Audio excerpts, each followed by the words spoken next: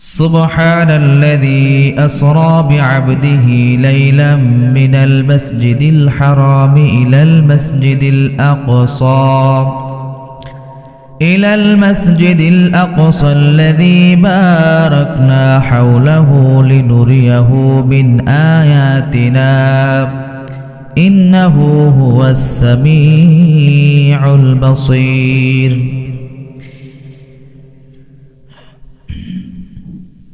সুবহানাল্লাযী ওই আল্লাহর প্রশংসা যিনি মহামান্বিত, যিনি সবকিছুর মালিক। আসরা বিআবদিহি লাইলা মিনাল মসজিদিল হারাম, যে আল্লাহ রাব্বুল আলামিন তার নবীকে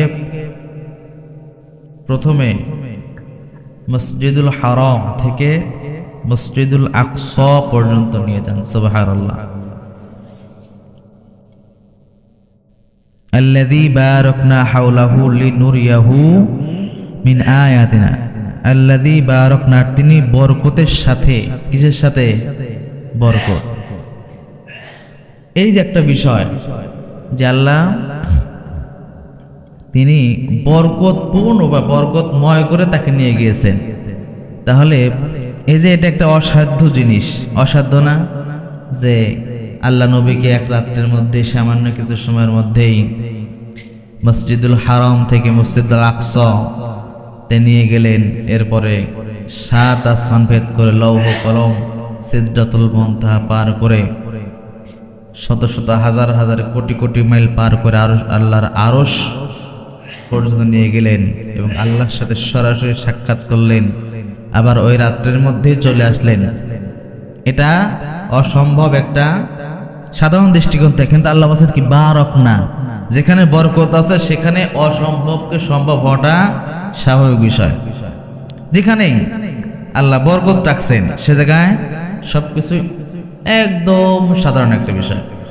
এরপরও আমি গত সময় বলেছিলাম যে আল্লাহ রাব্বুল আলামিন যে আয়াতের মধ্যে সুবহান শব্দের ব্যবহার করছেন, এইখানে এমন কিছু জিনিস আল্লাহ দিয়ে দিয়েছেন যেটা সাধারণ মানুষের পক্ষে অসম্ভব। এমন জায়গাগুলোতে আল্লাহ সুবহানাল্লাযী বা সুবহান শব্দ ব্যবহার করেন। এখানে দেখেন আয়াতের শুরুতেই আল্লাহ বলছেন সুবহানাল্লাযী আসরা, প্রশংসা আল্লাহর যিনি নবীকে ইসরা মেরাজ করালেন। সুবহানাল্লাহ। তো এই যে নবীকে মেরাজ করালেন বিধায় এই মাসের দাম বেড়ে গিয়েছে, অসংখ্য বেড়ে গিয়েছে। এখন এই মেরাজ সবাই এখন দেখা যায় কিছু কিছু মানুষ আছে, হ্যাঁ এটা কি সম্ভব যে এক রাত্রের মধ্যে রাসূল সাল্লাল্লাহু আলাইহি সাল্লামকে আল্লাহ এত দূর নিয়ে গেলেন, যেখানে মসজিদুল হারাম থেকে মসজিদুল আকসা পর্যন্ত প্রায় 700 মাইল। কত মাইল? 700 মাইল, কম কথা। তো সেই যুগে কিতাবের মধ্যে আসছে, সেই যুগে মসজিদুল হারাম থেকে মসজিদুল আকসা পর্যন্ত যাইতে লাগতো একটা সবচাইতে মরুভূমির জাহাজ বলা হয় উটকে। সে উট দিয়ে দৌড়ের পর নিয়ে গেলেও 40 দিন লাগতো। কয়দিন? 40 দিন। মানে মসজিদুল আকসা থেকে মসজিদুল হারাম তো যে তুলনায় রাসূল সাল্লাল্লাহু আলাইহি ওয়াসাল্লাম যতদিন মেরাজ করেন সেই তুলনায় খুবই সামান্য জায়গা, ঠিক কিনা বলেন? অল্প জায়গা সেই তুলনায়। কারণ যেখানে 7 আসমান ভেদ করে আল্লাহর সাথে দেখা করাইছেন, সে তুলনায় মসজিদুল হারাম থেকে মসজিদুল আকসা একদম ক্ষুদ্রতম একটা জায়গা। তো সেই যুগের মানুষ আর আমাদের যুগের মানুষের মধ্যে একটু পার্থক্য আছে। দেখেন, এখনো কিছু কিছু নাস্তিকরা এটা অস্বীকার করে, যেটা হচ্ছে একটা বানোয়াট কথা বা বানোয়াট গল্প। তো এখন যারা অবিশ্বাস করে, সেই যুগেও কিছু মানুষ ছিল যারা অবিশ্বাস করেছে। তারা অবিশ্বাস করেছে কি দেখেন, রাসূল সাল্লাল্লাহু আলাইহি ওয়াসাল্লামের জামানায় যখন রাসূল ফজর নামাজ পড়ে সবাইকে বললেন যে আল্লাহ রাব্বুল আলামিন আমাকে রাত্রে মেরাজ করালেন, মসজিদুল হারাম থেকে মসজিদুল আকসার বা 7 আসমান ভেদ করে তার বাড়িতে নিয়ে গেলেন এবং তার সাথে আমি কথা বললাম। তো আবু জাহেল, উতবা, সাইবা যারা ছিল এরা সবাই বলছে কি মুহাম্মদ কি হয়েছে? পাগল হয়ে গেছে। কারণ এটা অসম্ভব একটা বিষয়। কেন অসম্ভব?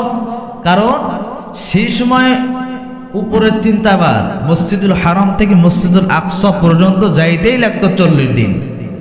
তাহলে কি করে সেটা সম্ভব? এরা মানে 7 আসমান তো দূরে থাক, এরা মসজিদুল হারাম থেকে মসজিদুল আকসা পর্যন্ত যে গিয়েছে এটাই তারা বিশ্বাস করতো না। কতটুকু বোঝেন কথাটা? মসজিদুল হারাম থেকে মসজিদুল আকসা এইটুকু পর্যন্ত যে নবী গিয়েছেন এইটাই তারা কি করত? বিশ্বাস করতো না। কেন? সেই সময় ওইটুকু পথ যাইতে লাগতো 40 দিন। তো এখনকার মানুষকে যদি বলা হয়, ভাই রাসূল সাল্লাল্লাহু আলাইহি সাল্লাম মসজিদুল হারাম থেকে মসজিদুল আকসা গিয়েছেন এক রাত্রের মধ্যেই, যারা কাফির মুশরিক এরা বিশ্বাস করবে না? এরা করতে বাধ্য।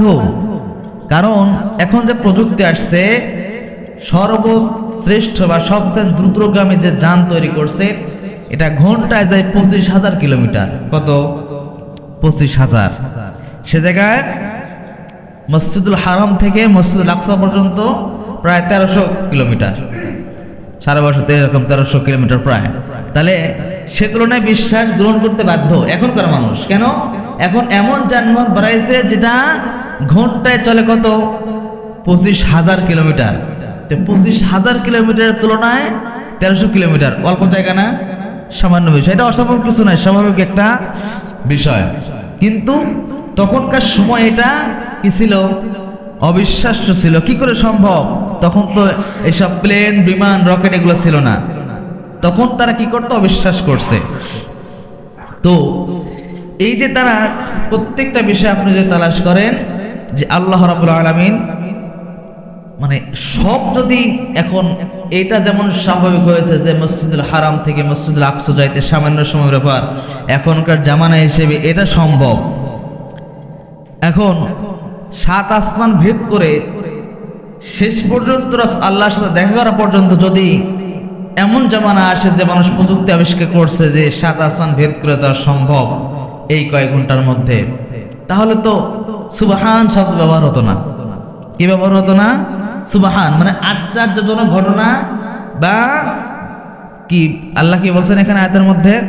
বারাকনা ফি, মানে সেটা বারাকনা হাওলাহু, যে বারাকনা শব্দ আল্লাহ ব্যবহার করতেন না। তো এতটুকু বোঝার চেষ্টা করি আমরা যে সেই জামানায় যারা বিশ্বাস করতো যে মসজিদুল হারাম থেকে মসজিদুল আকসা যাওয়াটা অসম্ভব, কিন্তু এই জামানায় এসে সেটা বিশ্বাস করা একদম সাধারণ একটা বিষয়। এখন আরেকটা বিষয় বলি, আমরা যে মোবাইল ব্যবহার করি কিনা বলেন? মোবাইল ব্যবহার করি। এখন এই মোবাইল, আপনি বিদেশের সাথে কথা বলতেছেন, বিভিন্ন দেশের সাথে কথা বলতেছেন, কোনো তার আছে? কিন্তু আপনি 50 বছর পিছনে তাকান, 50 বছর পিছনে, যারা 50 বছর 60 বছর যাদের বয়স, তাদের হিসাব করেন তো, যে আপনার যখন 50 বছর আগে চিন্তা করেন, তখন সেই মাইন্ড নিয়ে ভাবেন যে তার ছাড়া মোবাইল ব্যবহার করা সম্ভব। সেই জামানায় কি সম্ভব ছিল? 50 বছর আগে যাদের বয়স, আপনার বয়স 50 পার হয় নাই। আচ্ছা, আপনি তালাশ করেন যখন আপনার 50 বছর আগে ওই ব্রেন নিয়ে তালাশ করেন যে সেই ব্রেন নিয়ে আমি গবেষণা করতেছি, সেই সময় মনে করেন আপনাকে একজন বললো যে তার ছাড়া মোবাইল কথা বলা যায়, বিশ্বাস করবেন? সেই সময় সম্ভব না। আপনাকে 1000 বললেও আপনি বিশ্বাস করবেন না, আরে সে আদৌ সম্ভব না। এখন বিশ্বাস হচ্ছে না? এখন হচ্ছে। তো হয়তো আরো প্রযুক্তি আসবে, হয়তো মানুষ আরেকটু গবেষণা করে আরো দ্রুত জামি কিছু বের করবেন বা আরো অনেক কিছু বের করবেন, কিন্তু কোনোদিন 7 আসমান ভেদ করে আরশে মুআল্লা সিদরাতুল মুনতাহা পার হওয়ার কোনো শক্তি দুনিয়ার কোনো মানুষের ব্রেনের মধ্যেই কখনো আসবে না। কিছু আসবে যে এটা থেকে এটা যাওয়া সম্ভব, এতটুকু বিশ্বাস। কিন্তু পরিপূর্ণ বিশ্বাস যদি আসে, এখন মনে করেন এখন মানুষ চাঁদে যায় কিনা বলেন? বিজ্ঞানীরা চাঁদে যাচ্ছে, চাঁদে জমি কিনতেছে, চাঁদের দেশ থেকে ঘুরে আসতেছে, আছে কিনা বলেন? এখন চাঁদের দেশেরা যাচ্ছে। এখন আল্লাহ যদি নবীকে এই মেয়ারাজ না করাতেন, মনে করেন আল্লাহ নবীকে মসজিদুল হারাম থেকে মসজিদুল আকসা পর্যন্ত মেয়ারাজ করালেন, আর উপর উঠালেন না। এখন এখনকার বিজ্ঞানে কি বলতো, দেখো দেখো দেখো তোমাদের নবীর চাইতে আমরা আরো উপরে উঠছি, বলতো কিনা বলেন? বলতো না? তো তোমাদের নবী তো কি এই মসজিদুল হারাম থেকে মসজিদুল আকসা পর্যন্ত গিয়েছে, আর আমরা চাঁদের দেশে পর্যন্ত যাচ্ছি, এটা বলতো কিনা বলেন? বলতো। কিন্তু আল্লাহ যে ব্যবহার করছেন সুবহানাল্লাযী আসরা বিআবদিহি লাইলাম মিনাল মাসজিদিল হারাম। আল্লাহ রাব্বুল আলামিন প্রত্যেক নবীকে এমন কিছু ঘটনা, একটা শব্দ আছে মুজিজা, আল্লাহ রাব্বুল আলামিন নবীদেরকে বিভিন্ন প্রত্যেক নবীকে আল্লাহ স্পেশাল কিছু মুজিজা দিয়েছিলেন। প্রত্যেক নবীকে আল্লাহ মুজিজা দিয়েছিলেন। এমন মুজিজা, এমন শব্দকে বলা হয় যেই শব্দটা দ্বারা এমন মুজিজা আল্লাহ নবীদেরকে দেখান সেই সময় যখন যেই নবী আসছে সেই সময় আল্লাহ এমন এমন মুজিজা দেখান যেটা কিয়ামত পর্যন্ত যতই প্রযুক্তি আর বৈজ্ঞানিক আবিষ্কার হোক না কেন, কিয়ামত হয়ে যাবে, কোনোদিন ওই মুজিজা পর্যন্ত যাওয়া সম্ভব কোনোদিন পারবে না। এইটাকে বলা হয় মুজিজা, যেটা মানুষ কল্পনাও করতে পারে নাই, এইটা কি করে সম্ভব? আর ওইটা আল্লাহ নবীদের দ্বারা করায় নিয়েছেন, এইটার নাম হচ্ছে মুজিজা। যেমন ধরেন ইউনুস আলাইহিস সালাতু ওয়াস সালাম মাছের পেটে কয়দিন ছিলেন বলেন তো? মাছের পেটে ছিলেন না 40 দিন। এখন আপনাদের প্রশ্ন, একদল মানুষ বলতেছে যে আমরা চাঁদের দেশে গিয়েছি, তবে সেটা অক্সিজেনের মাধ্যমে। আর রাসূল সাল্লাল্লাহু আলাইহি সাল্লামের জামানায় তো অক্সিজেন ছিল না, কি করে মসজিদুল হারাম থেকে মসজিদুল আকসা থেকে 7 আসমান ভেদ করে আল্লাহর সাথে দেখা করলেন? নবীর তো কোনো অক্সিজেন ব্যবস্থা ছিল না, সেই জামানায় কেমন করে গেলেন? এখন আমি যদি আপনাদের প্রশ্ন করি, বলেন ইউনুস আলাইহিস সালাতু ওয়াস সালামকে আল্লাহ রাব্বুল আলামিন মাছে পেটে রাখছিলেন 40 দিন। এখন আপনারা বলেন পানির মধ্যে ডুব দিলে কি অক্সিজেন থাকে? কথা বলেন, পানির মধ্যে আপনি ডুব দিয়ে দেখেন, যদি আপনার অক্সিজেন ছাড়া যান বেঁচে থাকবেন নাকি মারা যাবেন? মারা যাব। এবার আপনারা বলেন ইউনুস নবীকে আল্লাহ রাব্বুল আলামিন একদিন না 2 দিন না 40 দিন মাছের পেটের মধ্যে রাখছিলেন, ওই জায়গায় অক্সিজেন দিছেন কে? সবাই বলেন কে দিছেন? এইটাই হচ্ছে আশ্চর্য বিষয়। এক কথায় বান্দাকে আল্লাহ রাব্বুল আলামিন এমন কিছু করার মুজিজা দেন নবীদের মাধ্যমে যেটা মানুষের কল্পনার মধ্যে ধরে না, এমন কিছু আল্লাহ বান্দার মাধ্যমে নবীর মাধ্যমে করান, এইটাকেই বলা হয় মুজিজা। ইব্রাহিম আলাইহিস সালাতু ওয়াস সালামকে নমরুদ আগুনের মধ্যে ফেলে রাখছেন 40 দিন। কয় দিন? 40 দিন। এখন বলেন আগুনের মধ্যে থাকলে মানুষ কি বাঁচবে? অক্সিজেনের কোনো ব্যবস্থা আছে? যে আগুনের মধ্যে বাতাস প্রবেশ করতে পারে না, সে মানে আগুনের মধ্যে নবীকে আল্লাহ 40 দিন রেখেছিলেন। নবী দুনিয়ায় 40 দিন পার হয়ে যখন উপরে আসলেন, তখন মানুষ প্রশ্ন করলে, হে নবী আপনি কেমন ছিলেন? ইব্রাহিম আলাইহিস সালাতু ওয়াস সালামের বয়স ছিল প্রায় 250 বছর। কয় বছর? 250 বছর হায়াত পেয়েছিলেন। নবী বললেন যে আমার জিন্দেগিতে আমি যতদিন পার করছি, এই 40 দিন যতটুকু শান্তিতে ছিলাম, সারা বছর সারা জীবন কোনোদিন এত শান্তি পাই নাই। সুবহানাল্লাহ। এই শান্তি দিয়েছেন কে? আগুনের মধ্যেও যার একটা পশম পর্যন্ত পোড়ার নাই, তিনি কে? আল্লাহ। এইটাই হচ্ছে আশ্চর্যজনক ঘটনা। এবার আপনার কাছে প্রশ্ন রাখতে চাই, আমরা তো এখন একটা পরিপূর্ণ মানুষ হয়েছে, যখন আমরা মায়ের গর্ভের মধ্যে ছিলাম, যখন মায়ের গর্ভের মধ্যে ছিলাম 4 মাস যখন পার হয়ে যায়, 4 মাস মায়ের গর্ভে থাকার পর সন্তানের মধ্যে আল্লাহ রূহ দিয়ে দেন। কি দিয়ে দেন? রূহ। এবং তার শরীরের মধ্যে হাড্ডির উপর দিয়ে চামড়া করে একটা মানুষের মতো রূপ নেয়। এই সময় 4 মাস পার হইলে মায়েরা বুঝতে পারেন যে আমার গর্ভে সন্তান আছে, তার আগে বোঝা যায় না। 4 মাস পরে যেই মায়ের গর্ভের মধ্যে আল্লাহ রাব্বুল আলামিন তাকে জীবন দান করলেন, খাওয়ালেন, সেইখানে অক্সিজেন প্রবেশের কোনো ব্যবস্থা আছে? ওই সময় যে আল্লাহ রাব্বুল আলামিন সুন্দর করে বাঁচিয়ে রাখছেন, অক্সিজেন দিয়েছেন, ওই ছোট্ট বাচ্চা মানুষ যার মধ্যে মায়ের গর্ভের মধ্যে কোনো অক্সিজেন যাওয়ার ব্যবস্থা নাই, খাবারের কোনো ব্যবস্থা নাই। এখন ওই সন্তান যখন দুনিয়াতে আসলো, এখন আপনি যদি বলেন এই সন্তান যখন মাসকে মাস মায়ের গর্ভের মধ্যে অক্সিজেন ছাড়া থাকছে, আবদ্ধ জায়গায় থাকছে, এখন দুনিয়াতে আসছে, একে একটু কাছের মধ্যে আবদ্ধ জায়গায় রাখি, সন্তান বাঁচবে না। এবার আপনি বলতে পারেন মায়ের গর্ভ থেকে যখন দুনিয়াতে আসছে, এই বাচ্চার নাভির সাথে মায়ের নাভির একটা কানেক্ট করা আছে। আপনি বলবেন হয়তো এর মধ্য দিয়ে আল্লাহ অক্সিজেন খাবার সব দিয়েছেন, হ্যাঁ দিয়েছেন, এইটা বুঝলেন। এবার আর একটা বিষয় বলেন, যদি আপনি বোঝেন যে ছোট্ট বাচ্চার মধ্যে আল্লাহ অক্সিজেন ওইভাবে দিয়েছেন, মায়ের নাভির সাথে কানেক্ট হওয়ার দ্বারা সে অক্সিজেন পেয়েছে।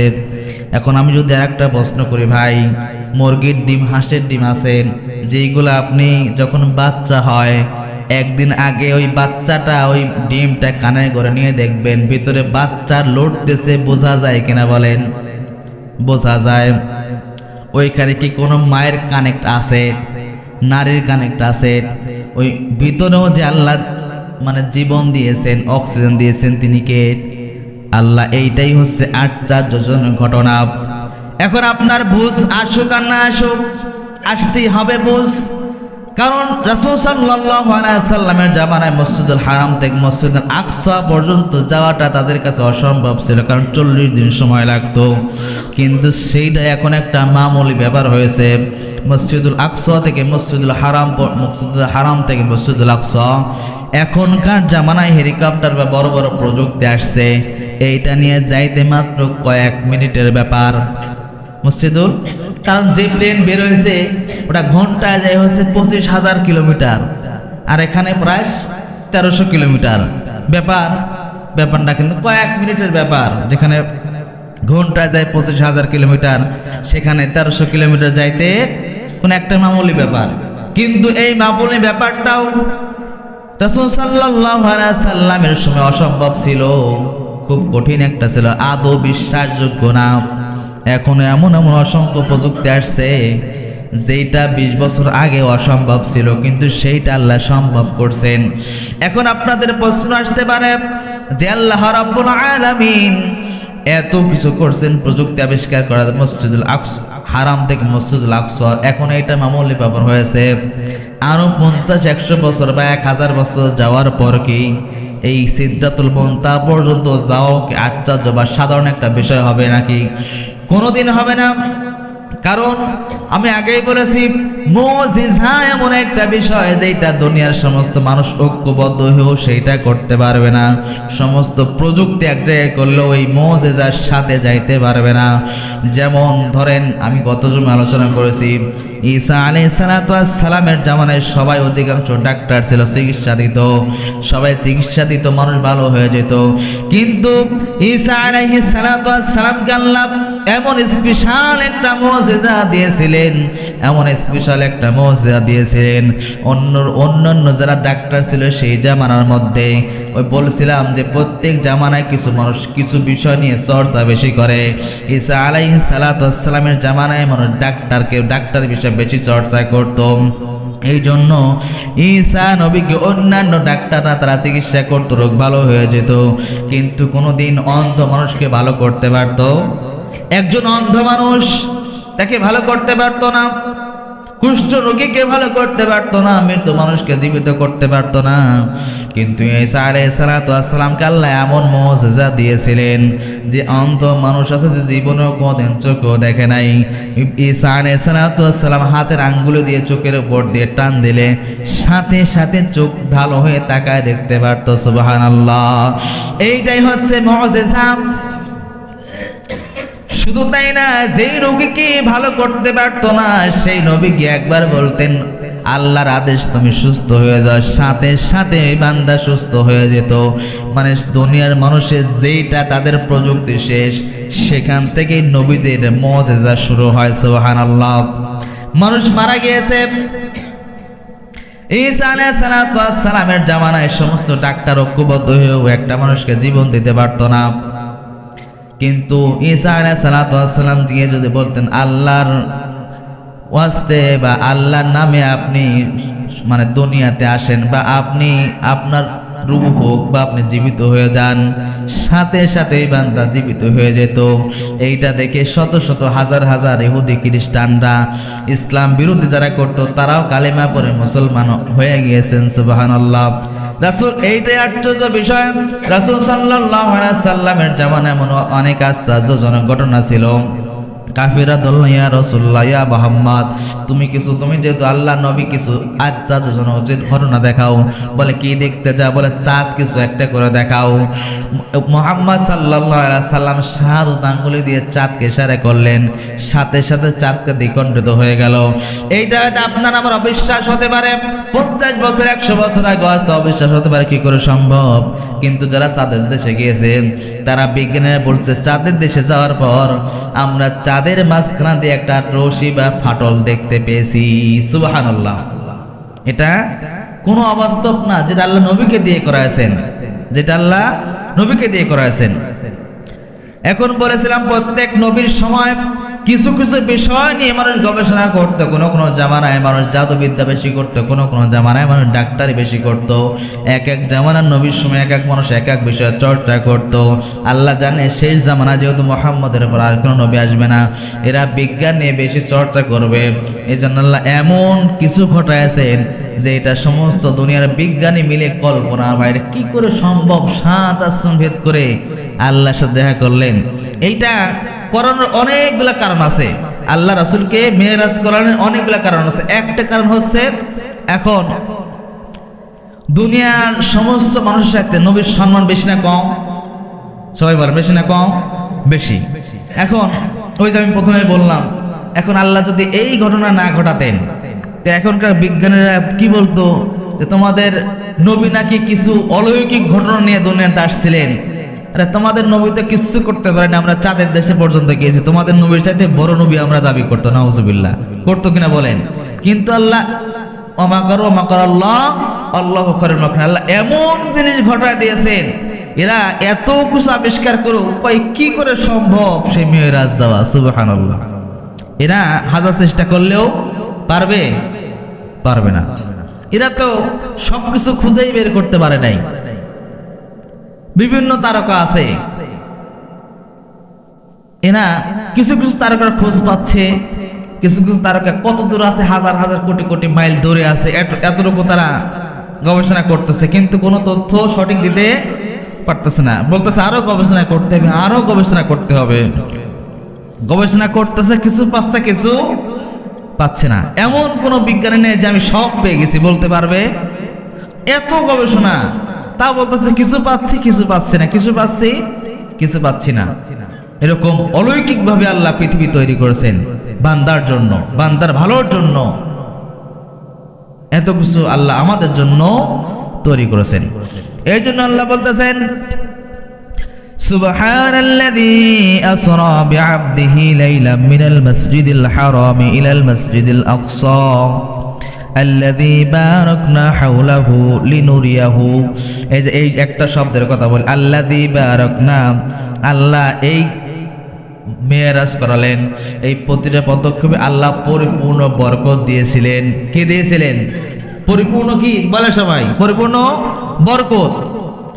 তাহলে পরিপূর্ণ বরকত দেওয়ার পরে আল্লাহ রাব্বুল আলামিন রাসূলকে অসম্ভবকে সম্ভব করায়ছেন। এখন পরিপূর্ণ বরকত, পরিপূর্ণ কি বরকত, এখন আমাদের সেই বরকত আছে, দরকার আছে কিনা বলেন? অনেক রোগী আছে, ডাক্তার ফেরত দেন না, বলে 2-4 দিন খাওয়ান, এ বেচারা বেশি দিন বাঁচবে না। কিন্তু আল্লাহ যদি বরকত দেয়, বাঁচে কিনা বলেন? আপনারা দেখেন এরকম যে ডাক্তার বলছে আর বাঁচবে না, এরপর দেখা যায় 10 বছর 20 বছর বেঁচে গিয়েছেন। তাহলে আমাদের প্রত্যেকটা কাজে এইটাই শিক্ষা নেন যে প্রত্যেকটা কাজে মনে করতে হবে যেই কাজের মধ্যে বরকত আছে। কি আছে? বরকত আছে, সেই কাজে আমি আছি, বরকত অল্প হইলেও তৃপ্তি আছে। কি আছে? তৃপ্তি আছে। বরকত এমন একটা জিনিস, এরকম হাদিস আছে রাসূল সাল্লাল্লাহু আলাইহি সাল্লামকে এক সাহাবী দাওয়াত দিয়েছেন। বা রাসূল বলতেছে, ও আমার সাহাবী, আমরা তো যুদ্ধের ময়দানে আসছি, আমাদের খাবার সংকট, দেখো তো তোমার বাইরে থেকে খাবারটা ওর পাওনি। কোনো বাইরে গেছে, যায় স্ত্রীর কাছে বলছে যে স্ত্রী, রাসূল তো বলতেছে যে তাদের ক্ষুধা লাগছে, কিছু খাবার আছে কিনা? বলতেছে সামান্য কয়েকটা রুটি আছে। তো উনি হাঁপসে যাচ্ছেন সাহাবী, রাসূলকে কিভাবে বলবেন যে সামান্য রুটি আছে? উনি থতমত খেয়ে যাচ্ছে, কি বলবে? তো বলছে রাসূল সাল্লাল্লাহু আলাইহি সাল্লাম আছে, আসেন। মানে বলতেছে যে ভয়ে ভয়ে। তো রাসূল আসার কথা 2 জন, সে জায়গায় আসছে 50 জন। সুবহানাল্লাহ, কতজন? 50 জন। এখন সাহাবী তো অবাক, টেনশনে পড়ে গেছেন যে আমার 4-5টা রুটি কি করে 50 জন খাবেন? তো রাসূল বুঝতে পারলেন যে হয়তো সংকট আছে খাবারে। তো রাসূল সাল্লাল্লাহু আলাইহি সাল্লাম বলতেন, সমস্যা নাই, ব্যবস্থা হয়ে যাবে। রাসূল একটা একটা করে পাতের থেকে বিসমিল্লাহ বলে তুলে দেয়, 50 জন তৃপ্তি সহকারে খেয়ে তাও দেখে রুটি বেঁচে গিয়েছে। সুবহানাল্লাহ। এই বরকত দিয়েছেন কে? বিশ্বাস আছে? সবার আছে? মনে হয় না। সবার থাকলে নামাজ ছাড়া মাঠে পড়ে থাকতে পারতেন। অনেকে আছে না যে কাজ করলে পাই বেশি, আমরা আছি না এরকম? বরকত এই গ্রামে তালাশ করেন, কয়জন বরকতের আশা করে? যদি বরকতের আশা করতেন যে আল্লাহ বরকত দিলে আমার এইটা সম্ভব, বা এখন মনে করতেছে যে এটা অসম্ভব, কিন্তু আল্লাহ রহমত বরকত থাকলে এটাও সম্ভব, এই বিশ্বাসটুকু আমাদের নাই। আছে? সবার নাই। যদি থাকতো, এখন আপনি একটা ঘর তুলবেন, এখন বলতেছেন টাকা পয়সা নাই, দিন কামাই করে 500 টাকা, তা আমার দ্বারা ঘর করা সম্ভব না, তোল কিস্তি, কিস্তি তুললে ঘর করতে পারবো। তাহলে ওর কি বিশ্বাস আছে যে বরকত আল্লাহ দিতে পারে? বলেন, বিশ্বাস নাই। আপনি যদি বলেন হ্যাঁ আছে, আমি বলবো আপনি মিথ্যা কথা বলতেছেন। বিশ্বাস যদি থাকতো আপনি কখনোই হারাম পথ অবলম্বন করতেন না। বিশ্বাসটুকু নাই, আদৌ নাই আপনার মধ্যে বিশ্বাস। সামান্য একটা কিছু হইলেই কিস্তি, তোল কিস্তি, কিস্তি হইলেই আমার এটা করা যাবে। অনেকে আছে মনে করেন, অনেকে এরকম বলেন কিস্তি ছাড়া বাড়ি গাড়ি করা যায় না। তো এই বিশ্বাসটুকু আপনার আসলে কোত্থেকে আসলো বলেন?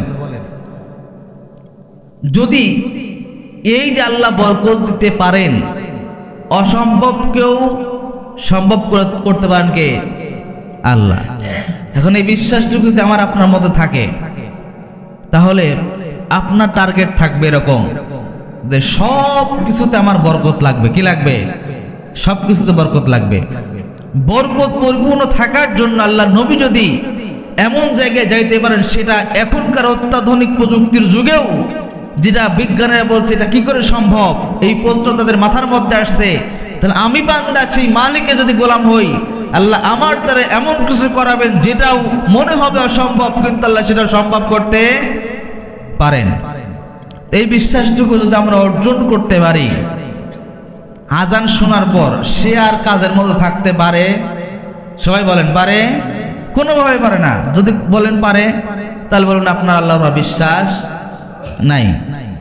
অনেকে আছেন সুদের উপর, ঘুষ খাচ্ছেন, বিভিন্ন কাজে। আপনার সমাজের মতো তালাশ করেন, হালাল উপার্জন কয়জনের আছে?